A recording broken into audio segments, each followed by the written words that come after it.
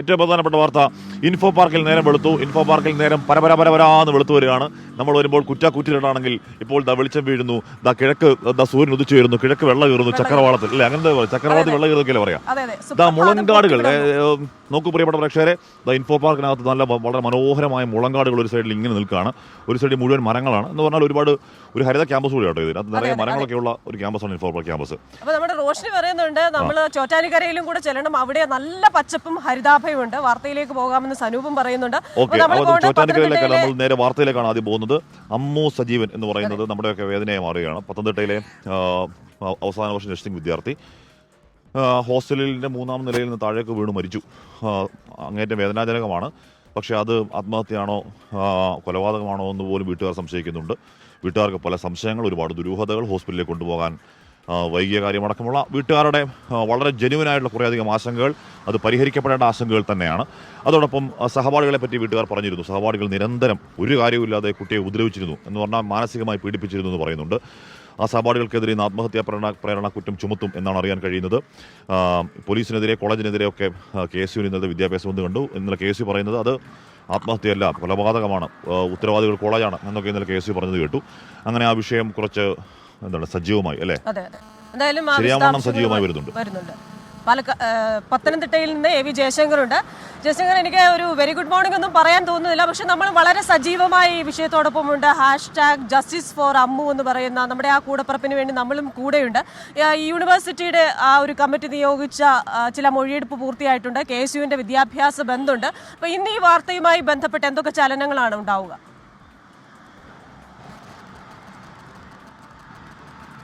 Ashmi, Christina, പത്തനംതിട്ടയിൽ കാര്യങ്ങൾ അത്ര ഗുഡല്ല. പക്ഷേ അമ്മു കേസുമായി ബന്ധപ്പെട്ട വലിയ പുരോഗതിയുണ്ട്. കാരണം ഈ കേസിൽ ആദ്യം മുതൽ കുടുംബം ഉൾപ്പെടെ ആരോപണം ഉന്നയിച്ച 3 സഹപാഠികൾ നിലവിൽ പോലീസ് കസ്റ്റഡിയിലാണ്. ഇന്നലെ വൈകിട്ടോടുകൂടി പത്തനംതിട്ട പോലീസ് ജില്ലയ്ക്ക് പുറത്തു പോയാണ് അതീവ രഹസ്യമായി 3 പേരെ കസ്റ്റഡിയിലെടുത്തത്. മിക്കവാറും അവരുടെ അറസ്റ്റ് ഇന്ന് തന്നെ പോലീസ് രേഖപ്പെടുത്തും. ഇന്നലെ രാത്രി ഏറെ വൈകി നമ്മൾ പോലീസ് സ്റ്റേഷനുമായി ബന്ധപ്പെട്ടൊരു ഘട്ടത്തിൽ പെൺകുട്ടികളാണ്, സ്ത്രീകളാണ്. അതുകൊണ്ട് തന്നെ രാത്രി ഒരു ചോദ്യം ചെയ്യലോ മറ്റ് നടപടികളിലേക്കോ പോലീസ് കടന്നിട്ടില്ല. ഇനി നേരം വെളുത്തതിന് ശേഷമായിരിക്കും പോലീസിൻ്റെ അടുത്ത നീക്കങ്ങൾ. അതുകൊണ്ട് തന്നെ ഇനി പെൺകുട്ടികളുടെ അറസ്റ്റ് പോലീസ് രേഖപ്പെടുത്തുന്നതെന്നാണ് നമ്മൾ മനസ്സിലാക്കുന്നത്. അതിനുശേഷം കോടതിയിൽ കൊണ്ടുപോകാനുണ്ട്, മറ്റ് മെഡിക്കൽ പരിശോധന നടത്താനുണ്ട്. അങ്ങനെ നടപടികൾ ഒരുപാടുണ്ട്.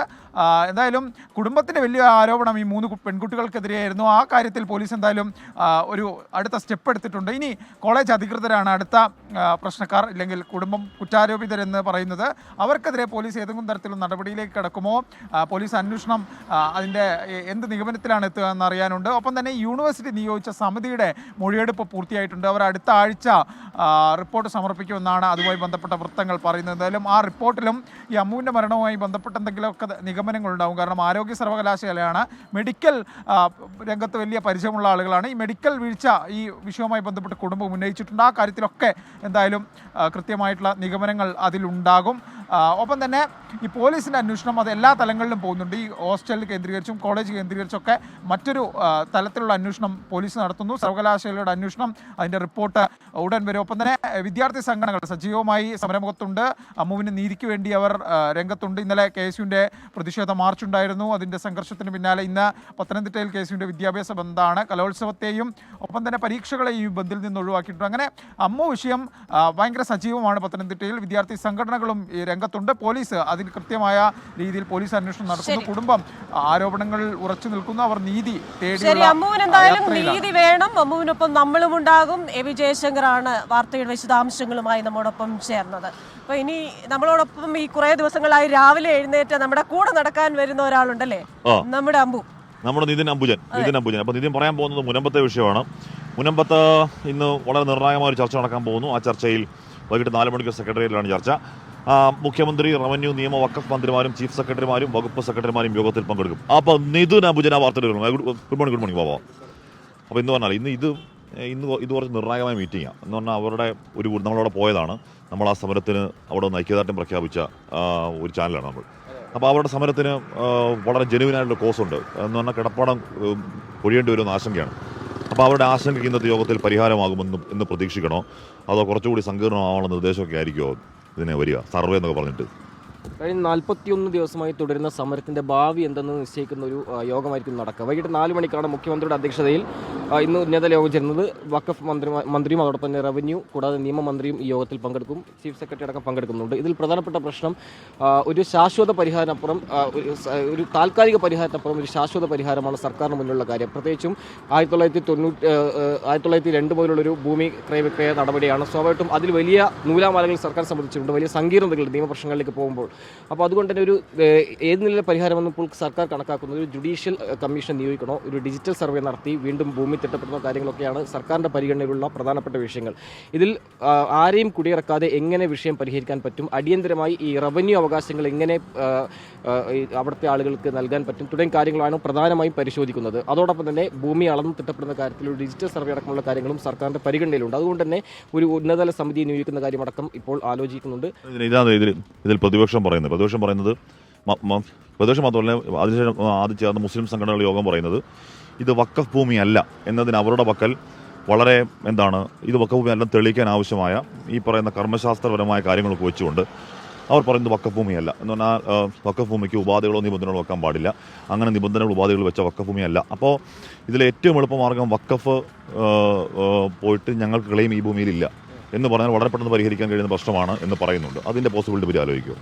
അതിൽ വലിയ നിയമ സങ്കീർണതകളിലേക്ക് പോകുന്ന കാര്യം, ആരെങ്കിലും ഇത് വഖഫ് ഭൂമിയാണ് സംബന്ധിച്ചൊരു ഹർജി കൊടുക്കുകയോ അല്ലെങ്കിൽ കോടതിയെ സമീപിക്കുകയോ ചെയ്താൽ സ്വാഭാവികമായിട്ടും അതിൽ സർക്കാർ വീണ്ടും നിയമക്കുരുക്കിലേക്ക് പോകും. അതുകൊണ്ട് തന്നെ ഇതിൽ സംഘടനകളുടെ തീരുമാനത്തിനപ്പുറം ഹൈക്കോടതിയുടെ ഹർജിയുണ്ട്. അതോടൊപ്പം തന്നെ വഖഫ് ട്രൈബ്യൂണലിൻ്റെ അനുമതി കൂടെ വേണം. അതിനുശേഷം മാത്രമേ ഒരു അന്തിമമായിട്ടുള്ളൊരു തീരുമാനത്തിലേക്ക് ശാശ്വത പരിഹാരത്തിലേക്ക് പോവുകയുള്ളൂ. അതിൽ നേരത്തെ ഹാഷ്മി സൂചിപ്പിച്ച പോലെ തന്നെ ഈ ഭൂമി തിട്ടപ്പെടുന്ന കാര്യത്തിലടക്കം ഇപ്പോൾ ഒരു ആലോചന സർക്കാരിൻ്റെ പക്കലുണ്ട്. കാരണം ഭൂമി എത്രത്തോളം എവിടെയൊക്കെ ഉണ്ട്, അത്തരം കാര്യങ്ങളൊക്കെ തന്നെ ഇനി അത് എണ്ണി തിട്ടപ്പെടുത്തി വേണം ആ ഒരു നടപടിയിലേക്ക് പോവുകയാണ്. സ്വാഭാവികമായിട്ട് കുറച്ചുകൂടി കാലതാമസം എന്തായാലും സർക്കാരിന് കിട്ടും. പക്ഷേ റവന്യൂ അവകാശങ്ങൾ അടിയന്തരമായി ജനങ്ങൾക്ക് നൽകിയ കാര്യത്തിലേക്കും സർക്കാരിൻ്റെ ഒരു ആദ്യ സ്റ്റെപ്പ് എന്ന നിലയിൽ ഉണ്ടാകുമെന്ന് കരുതുന്നു.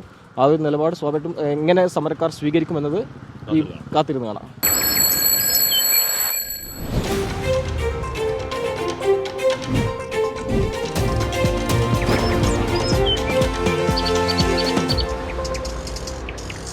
വെൽക്കം ബാക്ക് പ്രിയപ്പെട്ട പ്രേക്ഷകർ. നമ്മൾ ഇൻഫോ പാർക്കിനകത്തുള്ള അകത്തെ റോഡിലാണ്. ഇവിടെ ഒരു ബസ് സ്റ്റോപ്പ് എന്ന് പറയുന്ന ബസ് സ്റ്റോപ്പിൽ നമ്മൾ ഇരിക്കുകയെന്ന് പറഞ്ഞാൽ ഇതൊരു പൈപ്പാണ് കേട്ടോ. ഈ പൈപ്പിനകത്തൊക്കെ എങ്ങനെ ഇരിക്കുക, എന്തിനാണ് ഈ പൈപ്പ് ഇരിക്കാൻ വേണ്ടി വെച്ചത്? ഇരിക്കാൻ പറ്റുന്നുണ്ടോ ശരിക്കും? അത്യാവശ്യം ഇരിക്കാൻ പറ്റുള്ളൂ. ഒരു 5 മിനിറ്റ് കഴിഞ്ഞാൽ വേദന എടുക്കും. അമ്മാതിരി ഈ പൈപ്പാണ്. എന്താണ് പല സ്ഥലങ്ങൾ പല ബസ്സുകൾ നമ്മൾ ഇതുപോലെ പൈപ്പ് കണ്ടുണ്ട്. ഈ പൈപ്പ് എന്താണ് ഇരിക്കാൻ പറ്റിയത് മനസ്സിലാവുന്നില്ല. കാരണം ഇരിക്കാൻ പറ്റത്തില്ല. നമ്മൾ സാധാരണ ഇരിക്കേണ്ടത് ഒരു പരന്ന പ്രതലത്തിൽ ഇരിക്കേണ്ടത്. അങ്ങനെയുള്ള ബൈ ഡിഫോൾട്ട് അങ്ങനെയാണ് ഇരിക്കേണ്ടത് അല്ലേ? വേദന എടുക്കുന്നു എന്ന് പറഞ്ഞാൽ ഈ പൈപ്പിൽ ഇരിക്കാൻ പറ്റില്ല. സത്യമായിട്ട് ഇരിക്കാൻ പറ്റത്തില്ല. അത് ഒന്ന് കാണിച്ചു തരാൻ വേണ്ടി ഇവിടെ ഇരുന്ന് നോക്കിയാണ്. കുറച്ചു നേരം പിന്നെ നടക്കുവാണോ ഒന്ന് ഇരുന്നേക്കാന്ന് വിചാരിച്ചു. കാരണം അവിടെ ഒരു തോടൊക്കെ കാണുന്നുണ്ട്. തോടെന്തോ കേട്ടോ, ഞാൻ ആദ്യം കരുതിയത് എന്തോ ജലാശയമാണെന്ന് ചോദിച്ചു. പക്ഷേ എന്തോ അഴുക്കൊഴുകുന്ന തോടാണ്. കാണിക്കണ്ട, രാവിലെ കാണിക്കണ്ട, വിട്ടേക്ക് കാണിക്കണ്ട. അപ്പോൾ പ്രിയപ്പെട്ട പ്രേക്ഷകരെ, നമ്മൾ മലപ്പുറത്തേക്ക് ഒന്ന് പോകുന്നു. അവിടെ പെരിന്തൽമണ്ണയിൽ ജ്വല്ലറി ഉടമയെ സ്കൂട്ടർ ഇടിച്ച് വീഴ്ത്തി 3.5 കിലോ സ്വർണം കവർന്നു എന്നൊരു വാർത്ത വരുന്നുണ്ട്. ജ്വല്ലറി അടച്ച് മടങ്ങുകയായിരുന്ന കിനാദിയിൽ യൂസഫിനെയും സഹോദരൻ ഷാനവാസിനെയും ഇടിച്ചു വീഴ്ത്തിയായിരുന്നു കവർച്ച. മലപ്പുറത്ത് നിന്ന് ചേരുന്നത് വിപിൻ സി വിജയനാണ്. വിപിൻ, എന്തായാലും ഒരു ഗുഡ് മോർണിംഗ്. ഇതെന്താ വെള്ളരിക്കാപ്പട്ടണമാണ്, ഇതെന്താ സംഭവിക്കുന്നത്? ജ്വല്ലറി ഉടമയെ ഇടിച്ചു വീഴ്ത്തി 3.5 കിലോ സ്വർണ്ണമൊക്കെ അടിച്ചു മാറ്റിക്കൊണ്ട് പോവുക എന്നൊക്കെ പറയുന്നത് എന്താ ഇത് സംഭവം? എങ്ങനെ സംഭവിച്ചു? വിവരങ്ങൾ. Morning Christina. ആഷ്മി, ഈ പറഞ്ഞതുപോലെ തന്നെ പെരിന്തൽമണ്ണ ടൗണിലാണ് ഈ സംഭവം നടന്നിരിക്കുന്നത്. ഇന്നലെ രാത്രി 8:30 കൂടി ഊട്ടി റോഡിലുള്ള MK ജ്വല്ലറി അടച്ച് വീട്ടിലേക്ക് മടങ്ങുകയായിരുന്നു. പട്ടാമ്പി റോഡിലാണ് യൂസഫിന്റെയും ഷാനവാസിന്റെയും വീട്. അപ്പൊ ഈ ജ്വല്ലറി അടച്ചതിന് ശേഷം വീട്ടിലേക്ക് മടങ്ങുകയായിരുന്നു. ഇങ്ങനെ മടങ്ങുമ്പോൾ ജൂബിലി ജംഗ്ഷൻ എന്നൊരു ജംഗ്ഷൻ ഉണ്ട്. ആ ജംഗ്ഷനിൽ വെച്ച് പിന്നിൽ വന്നിട്ടുള്ള ഒരു മഹീന്ദ്ര കാറ് സ്കൂട്ടറിനെ ഇടിക്കുകയായിരുന്നു. ഈ സ്കൂട്ടറിനെ ഇടിച്ച ഉടനെ സ്കൂട്ടർ മറിഞ്ഞു. ഒപ്പം തന്നെ ഇതിന്റെ ഡിക്കിയിൽ ഉണ്ടായിരുന്ന 3.5 കിലോ സ്വർണവും എടുത്ത് ഈ കാർ പോവുകയായിരുന്നു. അപ്പോൾ ഈ കവർച്ചാ സംഘത്തെ കണ്ടുപിടിക്കുന്നതിനുള്ള വലിയ ശ്രമത്തിലാണ് ഇപ്പോൾ പോലീസ് ഉള്ളത്. യൂസഫിനും ഷാനവാസിനും പരിക്ക് പറ്റിയിട്ടുണ്ട്. രണ്ടുപേരും ഇപ്പോൾ സ്വകാര്യ ആശുപത്രിയിൽ ചികിത്സയിലാണ്. അപ്പോൾ സ്വർണം പൊട്ടിക്കൽ സംഘമാണോ ഇതിന് പിന്നിൽ എന്നൊക്കെയുള്ള സംശയത്തിലാണ് പോലീസ് ഇപ്പോഴുള്ളത്. അതിർത്തിയിലുള്ള പോലീസ് സ്റ്റേഷനിലേക്കെല്ലാം ഇതിനോടകം തന്നെ വിവരം കൈമാറിയിട്ടുണ്ട്. ഒപ്പം തന്നെ ഇവരെ കണ്ടെത്താനുള്ള ഊർജിത ശ്രമം CCTV കേന്ദ്രീകരിച്ചും ഇപ്പോൾ നടന്നു വരികയാണ്. ഇന്നലെ രാത്രി 8:30 ശേഷമാണ് ഈ സംഭവം പെരിന്തൽമണ്ണ ടൗണിൽ തന്നെ നടന്നിരിക്കുന്നത്. ശരി, വിപിൻ സി വിജയനാണ് മലപ്പുറത്ത് നിന്ന് വിശദാംശങ്ങൾ നൽകിയത്. അപ്പൊ എന്താ ഒരു വേഷമാറ്റമൊക്കെ വെറുതെ എടുത്തിട്ടാ അതെ, അവിടെ നിന്ന് കുറച്ച് സെക്യൂരിറ്റി ചേട്ടന്മാര് സംശയാസ്പദമായി നോക്കുന്നുണ്ട് ഈ വേഷത്തിലൊക്കെ വന്നിട്ട്. എന്താ സംഭവം അല്ലേ എന്ന് പറഞ്ഞാൽ കുറച്ച് കിളികൾ മുകളിൽ കൂടെ പോകുന്നുണ്ട്. അപ്പൊ കിളികൾ വെറുതെ അല്ലേ? അതെ അതെ. അപ്പോൾ പ്രിയപ്പെട്ട പ്രേക്ഷകർ, ഇതാണ് ഇവിടെ നമ്മൾ ഇൻഫോ പാർക്ക് ക്യാമ്പസിനകത്ത് തുടങ്ങി നടക്കുകയാണ്. തൃശ്ശൂർ കോർപ്പറേഷനിൽ LDF പൊട്ടിത്തെറി എന്നൊരു വാർത്ത ഇപ്പോൾ വരുന്നുണ്ട്. CPIയുടെ സിറ്റിംഗ് ഡിവിഷൻ കൃഷ്ണാപുരം ഡിവിഷൻ വിഭജനത്തോടെ ഇല്ലാതായി. അതോടുകൂടിയാണ് അവിടുത്തെ ആളുകളൊക്കെ വലിയ പ്രതിഷേധവുമായി രംഗത്തെത്തിയിരിക്കുന്നത്. ഭരണം നിലനിർത്തുന്ന തൃശ്ശൂരിൽ തൻ്റെ സീറ്റ് വെട്ടിയതിന് പിന്നിൽ സ്ഥാപിത താല്പര്യമെന്നാണ് CPIയുടെ വനിതാ കൗൺസിലർ ബീന മുരളിയുടെ ആരോപണം. ബീനയുടെ വാക്കുകളൊന്ന് കേൾക്കാം. ഞാൻ 3 തവണ മത്സരിച്ച് ജയിച്ച കൃഷ്ണാപുരം ഡിവിഷൻ, ആ ഡിവിഷൻ പൂർണ്ണമായും വെട്ടി മറ്റ് ഡിവിഷനുകളിലേക്ക് ഭാഗിച്ചു കൊടുക്കാനുണ്ടായത്. അത് തന്നെയല്ല, നിലവിൽ ആ ഡിവിഷൻ്റെ പേര് പോലും ഒന്ന് നിലനിൽക്കുന്നില്ല. നമ്മുടെ ആ ഡിവിഷൻ എന്ന് പറഞ്ഞു കഴിഞ്ഞാൽ കമ്മ്യൂണിസ്റ്റ് പാർട്ടിയുടെ CPIയുടെ ഒല്ലൂക്കര സോണൽ ഭാഗത്ത് വരുന്ന ഒരേ ഒരു ഡിവിഷനാണ് ഈ കൃഷ്ണാപുരം ഡിവിഷൻ. ആ ഡിവിഷനാണ് ഇന്ന് നേർപകുതി വെട്ടിയിട്ട് നടത്തറ ഡിവിഷനിലേക്ക് 700 വീടും ബാക്കി 500 സംതിങ് വീടുകൾ ഒല്ലൂക്കര ഡിവിഷനിലേക്കും അങ്ങനെ പകുത്തു കൊടുത്തേക്കാണ്. തൃശ്ശൂർ കോർപ്പറേഷൻ ഒറ്റ ആളുടെ ഭൂരിപക്ഷത്തിലാണ് ഒരു ഭരണം നിൽക്കുന്നത് എന്നുള്ളത്. അപ്പോൾ ആ ഭരണസമിതിയിൽ നിലവിൽ സിറ്റിംഗ് കൗൺസിലറായ എൻ്റെ ഡിവിഷൻ വെട്ടിയതിൽ വളരെയധികം ദുഃഖം എനിക്കുണ്ട്.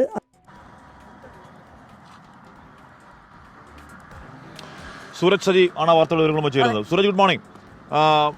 ബീന മുരളിയുടെ വേദന, സങ്കടം അത് ചെവിക്കൊള്ളൂ. അത് ചെവിക്കൊണ്ടാൽ ഒരു പരിഹാരം ഇനി എങ്ങനെ സാധ്യമാകും? ഹഷ്മി, ഒരു സീറ്റിന്റെ ബലത്തിലാണ് LDF തൃശ്ശൂർ കോർപ്പറേഷനിൽ ഈ ഭരണം നിലനിർത്തി പോകുന്നത്. അതിനിടയിലാണ് ഇപ്പോൾ ഈ ഡിവിഷൻ വിഭജനം അടക്കം വന്നത്. ഇതിലാണ് ഇപ്പോൾ ഒരു ഡിവിഷൻ തന്നെ പൂർണ്ണമായും ഇല്ലാതായിരിക്കുന്ന സാഹചര്യം ഉണ്ടായിരിക്കുന്നത്. CPIയുടെ സിറ്റിംഗ് സീറ്റായ കൃഷ്ണാപുരം ഡിവിഷനാണ് പൂർണ്ണമായും ഇല്ലാതായിരിക്കുന്നത്. ഇത് 2 ഡിവിഷനുകളിലേക്ക് ലയിപ്പിക്കുകയും ചെയ്തു. CPI സംബന്ധിച്ച് അവർ സുരക്ഷിതമായി ജയിച്ചു വന്നിരുന്ന ഒരു ഡിവിഷനാണ് ഇപ്പോൾ നഷ്ടമായിരിക്കുന്നത്. അതിലുപരി ബീന മുരളി ചൂണ്ടിക്കാണിക്കുന്നത് തന്നെ ഇല്ലാതാക്കുന്നതിന് വേണ്ടിയാണ് ഈ ഡിവിഷൻ പൂർണ്ണമായും വെട്ടിമാറ്റിയതെന്നുള്ളതാണ് ബീന മുരളി ചൂണ്ടിക്കാണിക്കുന്നത്. ഇത് സംബന്ധിച്ച് പാർട്ടി നേതൃത്വത്തിനടക്കം താൻ പരാതി നൽകുകയും ചെയ്തിട്ടുണ്ട്. അതിലൊരു നടപടിയുമായി മുന്നോട്ട് പോകുന്നില്ല എന്നാണെങ്കിൽ രാജിവെക്കുന്ന അടക്കമുള്ള നടപടികളിലേക്ക് കടന്നേക്കും എന്നൊരു സൂചനയാണ് ബീന മുരളിയുമായി സംസാരിക്കുമ്പോൾ ബീന മുരളി നമ്മളോട് പങ്കുവെക്കുകയും ചെയ്യുന്നത്. അങ്ങനെയെങ്കിൽ CPIയെ സംബന്ധിച്ചും CPMനെ സംബന്ധിച്ചുമെല്ലാം വലിയ പ്രതിരോധത്തിലേക്ക് ഈ സീറ്റ് വിഭജനം സംബന്ധിച്ചുള്ള കാര്യങ്ങൾ പോകുന്ന ഒരു സാഹചര്യം തന്നെയുണ്ട്. എന്തായാലും കഴിഞ്ഞ ദിവസം LDFന്റെ യോഗമടക്കം തൃശ്ശൂരിൽ ചേർന്നുകൊണ്ട് ഇത് സംബന്ധിച്ച പരാതികൾ ഉണ്ടെങ്കിൽ എഴുതി നൽകാൻ നിർദ്ദേശിച്ചിരുന്നു. ഇതിന് പിന്നാലെയാണ് ഇപ്പോൾ CPIയുടെ ഒരു കൗൺസിലർ പരസ്യ പ്രതികരണവുമായി രംഗത്തെത്തിയിരിക്കുന്നു എന്നുള്ളതാണ് ഏറ്റവും പ്രധാനപ്പെട്ട കാര്യം. ഈ ബീന മുരളിയെ സംബന്ധിച്ച് ബീന മുരളി നേരത്തെ തൃശ്ശൂരിന്റെ മേയർ അടക്കം ഡെപ്യൂട്ടി മേയർ അടക്കമുള്ള പദവികൾ വഹിച്ചിരുന്ന ഒരാളാണ്. സ്വാഭാവികമായും അടുത്തൊരു തദ്ദേശ തെരഞ്ഞെടുപ്പിലേക്ക് കാര്യങ്ങൾ പോകുമ്പോൾ അതൊരു വനിതാ മേയർ ആയിരിക്കും തൃശ്ശൂരിനെ സംബന്ധിച്ച് വരിക. അങ്ങനെയെങ്കിൽ ബീന മുരളിയുടെ പേരുകളടക്കം ഈ വനിതാ മേയർ സ്ഥാനത്തേക്ക് പരിഗണിക്കാനുള്ള സാധ്യതകളുണ്ട്. ഇതുകൂടി മുൻനിർത്തിയാണോ ഈ വാർഡ് ഈ ഡിവിഷൻ ഒഴിവാക്കിയതെന്നൊരു ആശങ്ക ഇപ്പോൾ ഈ CPIയുടെ ഒരു വിഭാഗം പ്രവർത്തകരിലും രൂപപ്പെട്ടിട്ടുണ്ട്. എന്തായാലും വലിയ പ്രതിഷേധമുയരുന്നു. ഇനിയും ഇതിനകത്ത് പാർട്ടിയുടെ പിന്തുണ അടക്കം ഉണ്ടായില്ല എങ്കിൽ ഒരു രാജിവെക്കുന്ന നടപടികളിലേക്ക് അടക്കം ബീന മുരളി കടന്നേക്കും എന്ന വിവരമാണ് നമുക്ക് ലഭിക്കുന്ന. കാശ്മീർ. ശരി, സൂരജ് സജിയാണ് തൃശ്ശൂരിൽ നിന്ന് വിശദാംശങ്ങൾ നൽകി. നമുക്ക് ഇനി ഒന്ന് ഡൽഹിയിൽ നിന്നുള്ള ഒരു വിവരം അറിയേണ്ടതുണ്ട്. Your safety is in your hands എന്നാണ് പറയുന്നത്. എന്ന് പറഞ്ഞാൽ അപ്പോൾ എന്താണ് സ്വന്തം കാര്യം സ്വന്തമായിട്ട് നോക്കണം എന്ന് കൃത്യമായിട്ട് എഴുതി വെച്ചേക്കാണ്. വേറെ ആരും നോക്കാൻ പറ്റത്തില്ല. അതിന് ബീന മുരളി ആണെങ്കിലും ആരാണെങ്കിലും ഏത് വാർത്തയാണെങ്കിലും സ്വന്തം കാര്യം സ്വന്തമായിട്ട് നോക്കിയാൽ കൊള്ളാം എന്നല്ലാതെ വേറെ ആരും ഒരു സഹായത്തിന് ഹെൽപ്പിന് വരത്തില്ലെന്നാണ് വളരെ പച്ചക്ക് കൃത്യമായിട്ട് എഴുതി വെച്ചേക്കുന്നത്. അതെ, ഞങ്ങൾ അപ്പൊ അങ്ങനെ ഒരു തീരുമാനം എടുക്കാമോ? ഞങ്ങളുടെ സുരക്ഷ ഞങ്ങളുടെ കയ്യിലാണ് അല്ലേ? ഓരോരുത്തരും ശ്രദ്ധിക്കുക. അപ്പോൾ നേരത്തെ ഡൽഹിയിലേക്ക് വാർത്ത അല്ലേ? ഇന്ത്യൻ നാവികസേനാ കപ്പൽ മീൻപിടുത്ത ബോട്ടുമായി കൂട്ടിയിടിച്ച് 2 മത്സ്യത്തൊഴിലാളികളെ കാണാതായി. 11 പേരെ രക്ഷപ്പെടുത്തിയിട്ടുണ്ട്. ഗോവ തീരത്ത് നിന്ന് 70 നോട്ടിക്കൽ മൈൽ അകലെയാണ് ഈ അപകടം നടന്നത്. ബൽറാം വിവരങ്ങൾ വെച്ചിരുന്നു. ബൽറാം, ഈ അപകടം ഉണ്ടായത് എങ്ങനെയാണ്? അതിന്റെ വിശദാംശങ്ങൾ നാവികസേന പറയുന്നത് എങ്ങനെയാണ്? Good morning Hashmi, Christina. ഇന്നലെ രാത്രിയാണ് ഈ അപകടം ഉണ്ടായത്. ഗോവ തീരത്തു നിന്നും 70 നോട്ടിക്കൽ മൈൽ അകലെ കടലിൽ വെച്ചാണ് അപകടം. മത്സ്യബന്ധന ബോട്ട് നാവികസേനയുടെ കപ്പലുമായി കൂട്ടിയിടിച്ചാണ് അപകടം ഉണ്ടായത്. ഈ അപകടം നടക്കുന്ന സമയത്ത് മത്സ്യബന്ധന ബോട്ടിൽ 13 മത്സ്യത്തൊഴിലാളികളാണ് ഉണ്ടായിരുന്നത്. ഈ അപകടം നടന്ന ഉടൻ തന്നെ നാവികസേന രക്ഷാപ്രവർത്തനം ആരംഭിച്ചു. ഇതിലൂടെ 11 മത്സ്യത്തൊഴിലാളികളെ രക്ഷപ്പെടുത്തിയിട്ടുണ്ട്. 2 പേരെ ഇനിയും കണ്ടെത്താനുണ്ട്. ഇവർക്ക് വേണ്ടിയുള്ള തെരച്ചിൽ ആരംഭിച്ചിരിക്കുന്നു. സമഗ്രമായ തെരച്ചിൽ തന്നെയാണ് ഇവർക്ക് വേണ്ടി നടത്തുന്നത്. നാവികസേനയുടെ 6 കപ്പലുകളും 2 എയർക്രാഫ്റ്റുകളും ഈ തെരച്ചിലിൽ പങ്കെടുക്കുന്നുണ്ട് എന്നാണ് നാവികസേന അറിയിക്കുന്നത്. സമഗ്രമായി ഒരു തെരച്ചിൽ ഈ 2 മത്സ്യത്തൊഴിലാളികളെ കൂടി കണ്ടെത്താനായി നടന്നു വരികയാണെന്നും തെരച്ചിൽ ഇപ്പോഴും പുരോഗമിക്കുകയാണ് എന്നുമാണ് നാവികസേന വൃത്തങ്ങൾ അറിയിക്കുന്നത്. മുംബൈയിൽ നിന്നുള്ള മാരിടൈം റെസ്ക്യൂ കോർഡിനേഷൻ സെന്ററിന്റെ നേതൃത്വത്തിലാണ് ഈ തെരച്ചിൽ നടക്കുന്നത്. മറ്റ് മാർഗങ്ങൾ, ഇവരെ കണ്ടെത്താനുള്ള സമഗ്ര മാർഗങ്ങളും തേടുന്നുണ്ട് എന്നാണ് നാവികസേന അറിയിക്കുന്നത്. ഹാഷ്മി, ക്രിസ്റ്റീന. ശരി, ബൽറാം നെടുങ്ങാടിയാണ് ഡൽഹിയിൽ നിന്ന് വിശദാംശങ്ങൾ നൽകിയത്. ഹാഷ്മി, ഒരുപാട് പേര് കമന്റ്സ് പറയുന്നുണ്ട്. നമ്മുടെ വിനിച്ചേച്ചി പറയുന്നത് ഹാഷ്മി അല്ലേ സ്വന്തം കാര്യം സ്വന്തമായി നോക്കണം, അപ്പൊ ഞാനും പോവാൻ എന്റെ കാര്യം നോക്കണം. പ്രിയപ്പെട്ട പ്രേക്ഷകർ, നമ്മളിവിടെ ഇൻഫോ പാർക്കിലാണ്. സൂര്യൻ ഉദിച്ച് ഇവിടെ വന്ന് വളരെ മനോഹരമായി എല്ലാ സ്ഥലത്തും ഒക്കെ ആയിരിക്കും നമ്മൾ കാണുന്ന കാര്യം പറഞ്ഞു. പക്ഷെ ആൾക്കാർ അകത്തിരിക്കുന്നവർക്ക് കാണാൻ പറ്റില്ല. അപ്പൊ അവരെ ഇങ്ങനെ പ്രചോദിപ്പിച്ച് പുറത്തേക്ക് ഇറക്കുക, ഇതൊക്കെ കാണാൻ അവരെ ഇവിടെ ഫ്ലാറ്റുകളുടെ കേദാരം കേട്ടോ. കൊച്ചിയുടെ ഒരു നഗരമേഖല എന്ന് പറയുന്നത് ഫ്ലാറ്റുകളാണ്, ഫ്ലാറ്റുകളുടെ കളിയാണ്, ഫ്ലാറ്റുകളുടെ കേദാരമാണ്. അപ്പൊ അതുപോലെ മേഖലയാണിത്. നമ്മുടെ ക്യാമറയിലെ സുമിത് ആവേശം കൊണ്ട് ഇതെല്ലാ കാഴ്ചകളും ആക്രാന്തം മൂത്ത് കാണിച്ചു കൊടുക്കണമെന്ന് പോകുമ്പോൾ ചെളിയുണ്ട്, കുഴിയുണ്ട്, അതൊക്കെ സൂക്ഷിച്ച് നടക്കണം. നമ്മുടെ അഞ്ജന ചോദിക്കുന്നുണ്ട്, പത്തനംതിട്ടയിൽ വിദ്യാഭ്യാസ ബന്ധാണോ? KSU ആഹ്വാനം ചെയ്ത വിദ്യാഭ്യാസ ബന്ധാണ് ഇന്ന് പത്തനംതിട്ട ജില്ലയിൽ. അതെ. അപ്പോൾ ഇനി അവധി ഉണ്ടോ എന്ന് ചോദിച്ചു കഴിഞ്ഞാൽ അതിന്റെ പ്രൊസീജിയർ എന്ന് പറഞ്ഞാൽ പ്രിയപ്പെട്ട കുട്ടികളെ, കുഞ്ഞുങ്ങളെ ഒരു രാഷ്ട്രീയ പാർട്ടി അല്ലെങ്കിൽ ഒരു വിദ്യാർത്ഥി സംഘടന വിദ്യാഭ്യാസ ബന്ധം ആഹ്വാനം ചെയ്യുന്നു. അവർ സ്കൂൾ വിടണമെന്ന് ആവശ്യപ്പെടുന്നു. സ്കൂൾ തീരുമാനിക്കും വിടണോ വേണ്ട എന്നുള്ള കാര്യം. അതാണ് അതിൻ്റെ ഒരു സാധനം. അപ്പോൾ അവധി ഉണ്ടോ എന്ന് ചോദിച്ചാൽ നമുക്കറിയില്ല. നിങ്ങളുടെ സ്കൂളിൽ പോയി സ്കൂളുകാരോട് ചോദിക്കാം, വിദ്യാഭ്യാസം എന്താണ്, ഞങ്ങളെ വിടുന്നുണ്ടോ എന്ന് ചോദിച്ചാൽ മാത്രമേ അവർ പൊക്കോ എന്ന് പറഞ്ഞാൽ മാത്രമേ പോകാൻ പറ്റുള്ളൂ. അല്ലേ?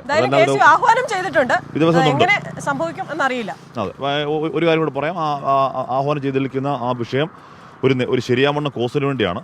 എന്ന് പറഞ്ഞാൽ ഈ പറയുന്ന ആ കുട്ടിയുടെ മരണത്തിൽ ആ കുട്ടിയുടെ വീട്ടുകാർക്ക് നല്ല പരാതിയുണ്ട്.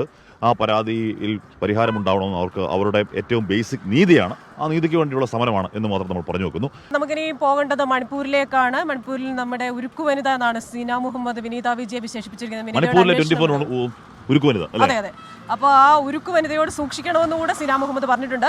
നമുക്ക് വിനിതയോട് ചോദിക്കുന്നതിന് മുമ്പ്, മണിപ്പൂരിൽ സംഘർഷങ്ങൾക്ക് ഒരയവുമില്ല. അഫ്സ്പ 13 പോലീസ് സ്റ്റേഷൻ പരിധികളിൽ കൂടി പുനഃസ്ഥാപിക്കണമെന്നാണ് കുക്കി MLA-മാർ മണിപ്പൂരിലെ പറയുന്നത്. എല്ലാ കൊലപാതകങ്ങളുടെയും അന്വേഷണം NIA-ക്ക് കൈമാറണമെന്നൊരു ആവശ്യവും കൂടി ഉന്നയിച്ചിട്ടുണ്ട്. വിനീത, മണിപ്പൂരിലെ ഇംഫാലിൽ നിന്ന് വിനീത വിജയ്. വിനീത, ഗുഡ് മോർണിംഗ്.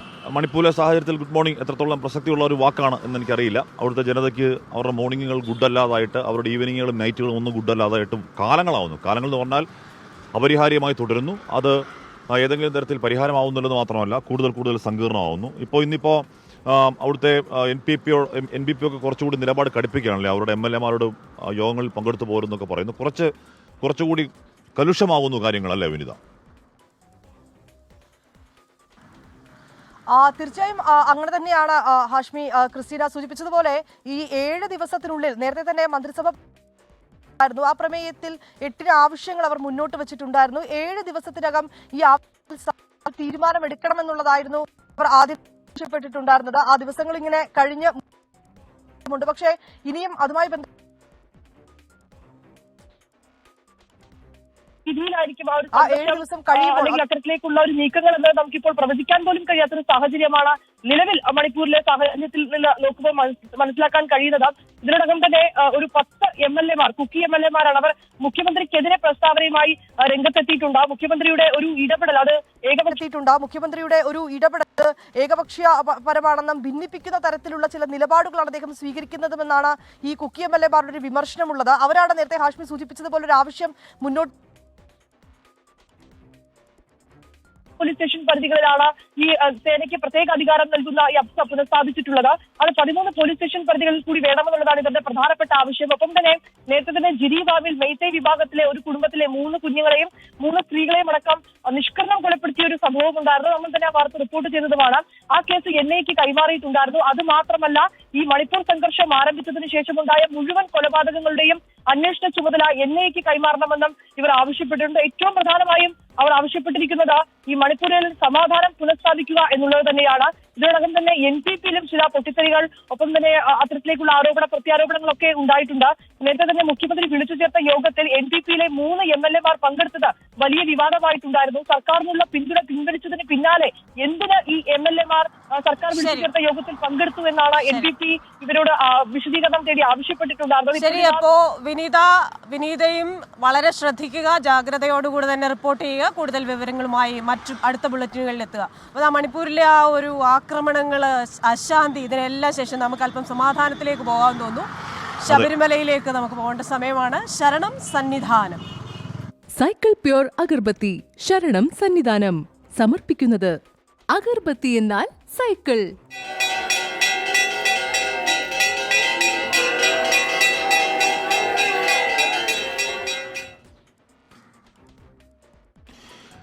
അപ്പോൾ ശബരിമലയിൽ വലിയ ഭക്തജനത്തിരക്ക് തുടരുകയാണ്. നട തുറന്ന് ആദ്യ മണിക്കൂറുകളിൽ 20,000 തീർത്ഥാടകർ ദർശനം നടത്തി എന്നാണ് കണക്ക്. മാത്രമല്ല ഇപ്പോൾ പോയ ദിവസങ്ങളിലൊക്കെ വലിയ തീർത്ഥാടക തിരക്ക് പോയ വർഷങ്ങളെ അപേക്ഷയൊക്കെ ഉണ്ട്.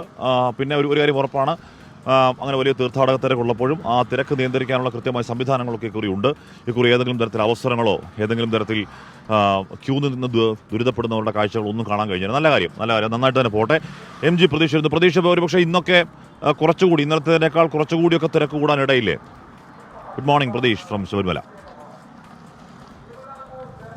ഹാഷ്മി, ക്രിസ്റ്റീന, തീർച്ചയായും. കാരണം മണ്ഡല മകരവിളക്ക് തീർത്ഥാടനം തുടങ്ങി ഒരാഴ്ച പിന്നിടുകയാണ്. എനിക്ക് പുറകിൽ കാണുന്ന ഇതാണ് ശബരിമലയിലെ തീർത്ഥാടന തിരക്ക്. രാവിലെ 3 മണിക്ക് നട തുറന്നത് മുതൽ തന്നെ അയ്യപ്പ ദർശനത്തിനായി ഭക്തരുടെ നീണ്ട നിരയാണ് ഈ ശ്രീകോവിലിന് മുന്നിലുള്ളത്. 18-ാം പടി ചവിട്ടിയെത്തുന്ന ഭക്തരുടെ തിരക്കാണ് നമ്മൾ ഈ ദൃശ്യങ്ങളിൽ കാണുന്നത്. ഈ ആദ്യ മണിക്കൂറിൽ തന്നെ പുലർച്ചെ 3 മണി മുതൽ ഏകദേശം 5 മണി വരെ 20,000-ത്തിലധികം തീർത്ഥാടകരാണ് ശബരിമലയിൽ ദർശനം നടത്തിയത്. ഇന്നും വെർച്വൽ ക്യൂ വഴി 70,000 തീർത്ഥാടകർ ദർശനത്തിനായി ബുക്ക് ചെയ്തിട്ടുണ്ട്. ഇതിന് പുറമെ സ്പോട്ട് ബുക്കിംഗ് സൗകര്യം പ്രയോജനപ്പെടുത്തിയും കൂടുതൽ തീർത്ഥാടകർ ശബരിമലയിൽ എത്തും. ഇന്നലെ 70,000-ത്തിന് മുകളിലായിരുന്നു ആകെ ശബരിമലയിൽ ദർശനം നടത്തിയ തീർത്ഥാടകരുടെ എണ്ണം. ഹാഷ്മി സൂചിപ്പിച്ചതുപോലെ തന്നെ ഇന്നും വരുന്ന 2 ദിവസങ്ങളിലും ശബരിമലയിൽ തിരക്ക് കൂടാനുള്ള ഒരു സാധ്യതയാണ് കാണുന്നത്. കാരണം ഇന്ന് വെള്ളിയാഴ്ചയാണ്, നാളെ അവധി ദിവസങ്ങൾ, ശനി ഞായർ ദിവസങ്ങളിലാണ് സാധാരണഗതിയിൽ ശബരിമലയിൽ ഏറ്റവും കൂടുതൽ തിരക്ക് അനുഭവപ്പെടുന്നത്. അതുകൊണ്ട് തന്നെ വരും ദിവസങ്ങളിലായിരിക്കും ഈ മണ്ഡലകാലം തുടങ്ങി ഏറ്റവും കൂടുതൽ തിരക്ക് ഉണ്ടാകാനുള്ള ഒരു സാധ്യത. ഈ വരും ദിവസങ്ങളിലെല്ലാം തന്നെ 70,000-ത്തിന് മുകളിൽ വെർച്വൽ ക്യൂ ബുക്കിംഗ് ഉണ്ട്. പക്ഷേ അപ്പോഴും ഈ 70,000 ബുക്ക് ചെയ്തിട്ടും അത്രത്തോളം തീർത്ഥാടകർ എത്താത്തൊരു സാഹചര്യം നിലവിലുണ്ട്. 5,000-ത്തിന് മുകളിൽ തീർത്ഥാടകർ പലപ്പോഴും എത്താറില്ല. ഈ എണ്ണം കൂടി സ്പോട്ട് ബുക്കിംഗിലേക്ക് പരിഗണിക്കുകയാണ് നിലവിൽ പോലീസും ദേവസ്വം ബോർഡും ചെയ്യുന്നത്. ഒപ്പം വളരെ സുഗമമായ രീതിയിലാണ് ഇക്കുറി തീർത്ഥാടനം ഭക്തർക്കായി ഒരുക്കിയിരിക്കുന്നത്. യാതൊരു തരത്തിലുള്ള പരാതികളും നിലവിൽ ഭക്തരുടെ ഭാഗത്ത് നിന്ന് ഉണ്ടാകുന്നില്ല. കാരണം മണിക്കൂറുകൾ കാത്തു നിൽക്കേണ്ട സാഹചര്യം ഇല്ല എന്നതാണ് ഭക്തരെ സംബന്ധിച്ചുള്ള ഏറ്റവും ആശ്വാസകരമായ കാര്യം. 18-ാം പടിയിൽ ഉൾപ്പെടെ നടത്തിയ പുതിയ പരിഷ്കരണങ്ങളൊക്കെ തന്നെ ഫലം കണ്ടു. അത് പോലീസിനും നേട്ടമായി എന്നതാണ് നമുക്ക് മനസ്സിലാക്കാൻ കഴിയുന്ന കാര്യം. അതുകൊണ്ട് തന്നെ കൂടുതൽ തിരക്ക് ശബരിമലയിൽ ഉണ്ടായാലും അതിനനുസരിച്ചുള്ള ക്രമീകരണങ്ങൾ ഏർപ്പെടുത്തുമെന്നതാണ് പോലീസും ദേവസ്വം ബോർഡും അറിയിക്കുന്ന കാര്യം. എന്തായാലും രാവിലെ മുതൽ തന്നെ ശബരിമലയിൽ വലിയ തീർത്ഥാടന തിരക്ക് അനുഭവപ്പെടുന്നുണ്ട്. ഹാഷ്മി, ക്രിസ്റ്റീന. ശരി, വിശദാംശങ്ങൾ നൽകിയത് ശബരിമലയിൽ നിന്ന് MG പ്രതീഷാണ്. നമ്മൾ വല്ലാത്തൊരു പെടലില്ല പെട്ട് നിൽക്കുന്നത് അല്ലേ? ഒന്ന് റോഡ് ക്രോസ് ചെയ്യാൻ വേണ്ടി ഇങ്ങോട്ട് വന്നു. അപ്പോൾ അങ്ങോട്ട് പോയപ്പോഴത്തേക്ക് അതൊരു വണ്ടിയൊക്കെ പോകുന്നത് കാരണം റോഡ് ക്രോസ് ചെയ്യാൻ പറ്റാതെ നടുവിൽ ഡിവൈഡറിൽ പെട്ടി നിൽക്കുകയാണ്. നമ്മളെ പോലെ പെട്ട് നിൽക്കുന്ന ഒരാളുണ്ട്, അതാണ് ഗൗതം അദാനി. ഇന്നലെ വന്ന ഒരു വാർത്ത, US-ൽ അഴിമതി കുറ്റം, അതേപോലെ തന്നെ കൈക്കൂലി കേസ് ഒക്കെ വന്നതോടുകൂടെ ഇന്നലെ അദാനി ഓഹരികൾ വിപണിയിൽ കൂപ്പുകുത്തുകയാണ് ചെയ്തത്. ഓഹരികൾ മാത്രമല്ല, അദാനിയുടെ വ്യക്തിഗത ആസ്തിയിലും വലിയ കുറവാണ് ഉണ്ടായത്. ഫോബ്സ് പട്ടികയിൽ 22ാമത് കിടന്ന ആൾ 25-ൽ താഴേക്ക് പോകുമെന്നാണ്. ഇനി വരും ദിവസങ്ങളിലും ഓഹരി വിപണിയിൽ ഈ അദാനി ഓഹരികളുമായി ബന്ധപ്പെട്ട് എന്താണ് സംഭവിക്കുക? പ്രിയപ്പെട്ട പ്രേക്ഷകരെ, ഇത്ര കൃഷ്ണ പറഞ്ഞതിനർത്ഥം അദാനി പെട്ടു. അതെ. സോളാർ കരാർ സ്വന്തമാക്കാൻ ഗൗതം അദാനിയും ബന്ധുക്കളും ചേർന്ന് ഇന്ത്യൻ ഉദ്യോഗസ്ഥർക്ക് കൈക്കൂലിയായി 2,000 കോടി രൂപ നൽകിയെന്ന കുറ്റപത്രം വന്നതോടെ അദാനി ഗ്രൂപ്പ് ഓഹരികൾ ചോരപ്പുഴയൊഴുക്കി. ഗ്രൂപ്പിലെ 10 ഓഹരികളും കൂപ്പുകുത്തിയതോടെ കമ്പനിയുടെ വിപണി മൂല്യത്തിലുണ്ടായത് 2.85 ലക്ഷം കോടിയുടെ ഇടിവ്. അദാനി ഗ്രൂപ്പിലെ പ്രധാനിയായ അദാനി എന്റർപ്രൈസസ് ഓഹരിയിലുണ്ടായത് 23% നഷ്ടം. അതായത് വിപണി മൂല്യത്തിൽ 73,986 കോടിയുടെ നഷ്ടം. അദാനി എയർപോർട്ട്സ് ആൻഡ് സെക്സ് 22.85% നഷ്ടത്തോടെ 995.65 രൂപയിലേക്ക് താഴ്ന്നു. 1,289 രൂപയായിരുന്നു കഴിഞ്ഞ ദിവസത്തെ ക്ലോസിംഗിൽ വില. ഗൗതം അദാനിയുടെ ആസ്തിയിലും കോഴക്കേസ് കാറ്റിലുടക്കി കോടികളുടെ നഷ്ടം. ഫോബിസിന്റെ റിയൽ ടൈം കോടീശ്വര പട്ടിക പ്രകാരം ആസ്തി $10.5 ബില്യൺ അഥവാ 86,678 കോടി രൂപയിടിഞ്ഞ് $59.3 ബില്യൺ. നിലവിലെ സംഭവ വികാസങ്ങൾ അദാനി ഗ്രൂപ്പിന്റെ ക്രെഡിറ്റ് റേറ്റിംഗിനെ ബാധിക്കുമെന്ന് റേറ്റിംഗ് ഏജൻസി മൂഡീസ് വ്യക്തമാക്കി. അമേരിക്കയിൽ കേസെടുത്തതിന് പിന്നാലെ അദാനി ഗ്രൂപ്പുമായുള്ള 2 കരാറുകൾ റദ്ദാക്കിയതായി കെനിയൻ പ്രസിഡന്റ് വില്യം റൂട്ടോ അറിയിച്ചു. കൂനിന്മേൽ കുരുവെന്നതുപോലെ ഒന്നിനു പുറകെ മറ്റൊന്നായി തിരിച്ചടികൾ വരുമ്പോൾ വരും ദിവസങ്ങളിലും അദാനി ഓഹരികൾ ചുവക്കുമെന്നാണ് വിദഗ്ധർ പറയുന്നത്. പാലം കുലുങ്ങിയാലും കേളൻ കുലുങ്ങിലെന്ന മട്ടിൽ ആരോപണങ്ങൾ നിഷേധിച്ചും നിയമപരമായി ഏതറ്റം വരെയും പോകുമെന്നറിയിച്ചും അദാനി ഗ്രൂപ്പിന്റെ വാർത്താക്കുറിപ്പും വന്നിട്ടുണ്ട്. Financial desk 24. നമ്മൾ വീണ്ടും ഒരു ബസ് സ്റ്റോപ്പിൽ ഇരിക്കുകയാണ്. വീണ്ടും ആ ബസ് സ്റ്റോപ്പിൽ പൈപ്പ് കൊണ്ടുള്ള ബസ് സ്റ്റോപ്പാണ്. ഇരിക്കാൻ പറ്റാത്ത, ഇരുന്നാൽ വേദന എടുക്കുന്ന, അധികം നേരം ഇരുന്ന് കഴിഞ്ഞാൽ താഴോട്ട് ഊർന്നു പോകുന്ന ഒരു ബസ് സ്റ്റോപ്പാണ്. എന്തിനാണ് ഇങ്ങനെ ഉണ്ടാക്കി വെക്കുന്നത് ദൈവത്തിന് മാത്രമേ അറിയുള്ളൂ. പൈപ്പ് ജംഗ്ഷൻ എന്ന് പറയുന്നത്. ഓക്കെ, അപ്പോൾ നമുക്ക് ഇരിക്കാൻ ബുദ്ധിമുട്ടാണെങ്കിലും ഇരിക്കുമ്പോഴത്തേക്ക് താഴോട്ട് ഊർന്നൂർന്ന് പോകുന്നുണ്ടെങ്കിൽ നമുക്ക് പത്രം വായിക്കാൻ വേണ്ടി ഇങ്ങോട്ട് ഇരുന്നതാണ്. പ്രിയപ്പെട്ട പ്രേക്ഷകർ, ഇവിടെ ഇന്നത്തെ മലയാള മനോരമ പത്രത്തിൻ്റെ പ്രധാന തലക്കെട്ട് രണ്ട് വാർത്ത. ഏറ്റവും പ്രധാനപ്പെട്ട വാർത്ത അദാനിക്ക് അറസ്റ്റ് വാറണ്ട് എന്നുള്ള വലിയ വാർത്തയാണ്.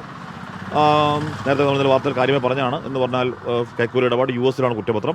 ഇന്ത്യയിലെ 2092 കോടി രൂപയുടെ കൈക്കൂലി മറച്ചുവെച്ച് US-ൽ ഇത്രയാണ് 2092 കോടി. അതെ ഹാഷ്മി, അതേ വാർത്ത തന്നെയാണ്. പക്ഷെ മാതൃഭൂമി ഒരു ലേശം കൗതുകത്തിലാണ് കൊടുത്തേക്കുന്നത്. ഒരു മെയിൻ ഹെഡിങ്, അതായത് ഷോക്ക് ഏറ്റു. 2 പേരാണ് ഷോക്ക് അടിച്ചിരിക്കുന്നത്. ഒന്ന് ഈ സൈഡില് ഗൗതം അദാനി, അപ്പുറത്തെ സൈഡില് സജി ചെറിയാൻ. 2 പേരും ഷോക്ക് അടിച്ച് നിൽക്കുകയാണ്. 2 തരത്തിലാണ് ഷോക്ക് അടിച്ചത്. പക്ഷേ ഈ ഗൗതം അദാനിയുടെ കേസിൽ US-ൽ നിന്ന് ഇങ്ങനെ ഒരു കുറ്റാരോപണം വരുമ്പോഴും പാലം കുലുങ്ങിയാലും കേളം കുലുങ്ങില്ല എന്ന് പറഞ്ഞ പോലെ പുള്ളി ആരോപണം നിരോധിച്ചിട്ടുണ്ട്. നിയമപരമായി ഏതറ്റം വരെയും പോകുമെന്ന്. മാത്രമല്ല കെനിയയിലെ 2 പ്രോജക്ട് ഇന്നലെ കെനിയൻ പ്രസിഡന്റ് വേണ്ടെന്ന് വെച്ചു. നെയ്റോബി എയർപോർട്ടിന്. ഇത് ഹിൻഡൻബർഗ് കുരുക്കിനേക്കാൾ കുറച്ചുകൂടി ഡെപ്ത് ഉള്ള കുരുക്കാണ്. പക്ഷെ എന്നാലും ഒരു ട്രംപൻ സപ്പോർട്ട് ഉണ്ടാകുമെന്നാണ് അദാനിയുടെ ഒരു പ്രതീക്ഷ. അദാനി കേവലം നമുക്ക് രാജ്യത്ത് കേവലം ഒരു വ്യവസായം മാത്രമല്ല, അദ്ദേഹത്തിൻ്റെ രാഷ്ട്രീയ ബന്ധങ്ങൾ എല്ലാ കാലവും ആരോപിക്കപ്പെടുന്നുള്ള ആളാണ്. ഇപ്പോൾ രാഹുൽ ഗാന്ധി അടക്കം ഇന്നലെ വാർത്താ സമ്മേളനം നടത്തി. അപ്പോൾ എങ്ങനെയാണ് അത് പൊളിറ്റിക്കലി ഡെവലപ്പ് ചെയ്യുക എന്നുകൂടി, ഇപ്പോൾ അദാനിയുടെ ഓഹരി തകർച്ചയ്ക്കൊക്കെ അപ്പുറം രാജ്യത്തിൻ്റെ രാഷ്ട്രീയ സാഹചര്യത്തിൽ പൊളിറ്റിക്കലി അതെങ്ങനെ ഡെവലപ്പ് ചെയ്യുന്നു എന്നൊക്കെയുള്ള കാര്യങ്ങൾ, അദാനിക്കുള്ള രക്ഷകൾ എന്താണ്, ആസനങ്ങൾ കൈവിടുമോ എന്നൊക്കെയുള്ള ചോദ്യങ്ങൾ ഇപ്പോൾ ഉണ്ട് കേട്ടോ. ഇതവിടെ മനോരമയിൽ 2ാമത്തെ വാർത്ത വീണ്ടും കുരുക്ക്. സഹിച്ചെറിയൻ്റെ വാർത്ത. മുൻപത്തെ നിർണായക യോഗത്തിനെ കുറിച്ചുള്ളതുണ്ട്.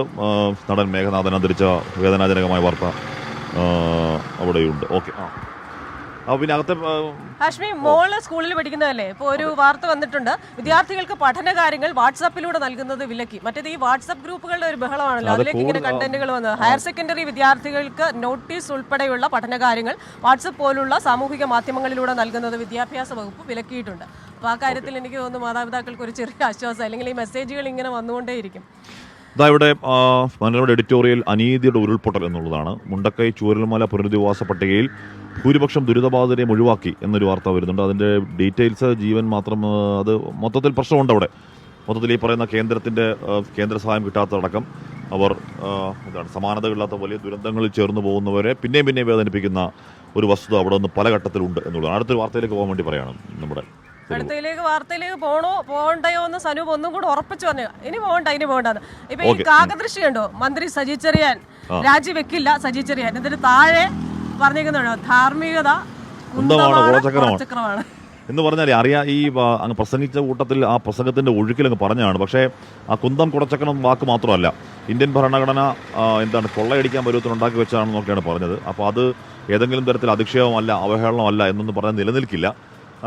ഇപ്പോൾ ഞാൻ പറയും, ഇപ്പം നിയമസഭാ കയ്യാങ്കളി കേസിന് തെളിവില്ല എന്ന് പറഞ്ഞാൽ നാട് മൊത്തം കണ്ടതല്ലേ എന്ന് പറയും മട്ടിലാണ്. അപ്പോൾ അത് കുരുക്കാണ്. ഏത് രീതിയിലാണ് കുരുക്കിൽ നിന്ന് കരകയറി വരും മന്ത്രി എന്ന് നമുക്ക് കാത്തിരുന്ന് കാണാം. ഇവിടെ മനോരമയുടെ അകത്തെ പേജിൽ കൈക്കൂലി വാരി വിതറി, സംസ്ഥാനങ്ങളെ ചാക്കിലാക്കി, അഴിമതിയുടെ അദാനി സ്റ്റൈൽ എന്നൊരു ഇക്കാലം അത്രയും അദാനി നേരിട്ട ആരോപണങ്ങളുടെ ഒരു നക്ഷൽ, ഒരു രത്നച്ചുരുക്കം ഉൾപ്പെടുത്തിയിരിക്കുന്നു.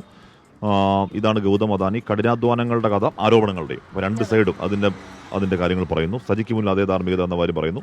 അദാനിക്കാര് മണി കിട്ടും എന്ന് ചോദ്യം ഉന്നയിക്കുന്നുണ്ട്. അപ്പോൾ അദാനി കാര്യമായി പത്രങ്ങൾ ക്യാരി ചെയ്യുന്നുണ്ട് ആ വാർത്ത. എന്തായാലും അദാനി ഒട്ടും കുലുങ്ങിയിട്ടില്ല. ഇങ്ങനെ ഇരിക്കുകയാണ്. അപ്പോൾ നമുക്ക് ഫ്ലോറിൽ SKN എത്തിയിട്ടുണ്ട്. SKN, very very very good morning. SKN, good morning from Infopark. Good morning Ashmi, Taj Ibrahim and Krishna Cherian. നിങ്ങൾക്ക് IT പാർക്കിന്റെ അവിടെയൊക്കെ പോയിട്ട് വലിയ കുഴപ്പമൊന്നും സംഭവിച്ചില്ലെന്ന് മനസ്സിലാക്കുന്നു. അവിടെ സ്വസ്ഥമായിട്ടിരിക്കുക. ഇനി അടുത്തൊരു ചായക്കടയുണ്ട്, അവിടെ പോയി ചായ കഴിച്ച് സുസ്മേര വദനരായിട്ട് ഇങ്ങനെ സ്റ്റുഡിയോയിലേക്ക് പോരുക. Okay, thank you.